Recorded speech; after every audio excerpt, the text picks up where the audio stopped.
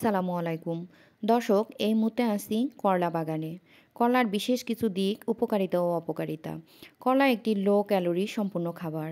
এছাড়া লো ফ্যাটের খাবার হওয়ায় ওজন কমানোর জাদুকারী ভূমিকা পালন করে। কলা ভিটামিন সি থাকায় রোগ প্রতিরোধ ক্ষমতা বাড়াতে সাহায্য করে। করলায় থাকা ভিটামিন, মিনারেল ত্বক ভালো রাখতে, ব্রণ সরাতে ম্যাজিকের মতো কাজ করে।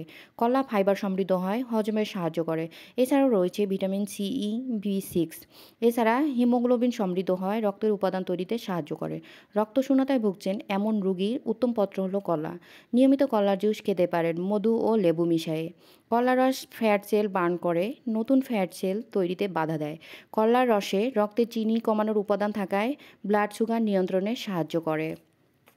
অপকারিতা: শিশুরা করলা খেলে পেট ব্যথা, বমি ও ডায়রিয়া হতে পারে। অতিরিক্ত করলা খেলে লিভার প্রদাহ ও ডায়রিয়া হতে পারে। যারা নিয়মিত ঔষধ সেবন করেন তাদের করলা রস সেবনে চিকিৎসকের পরামর্শ নেওয়া উচিত।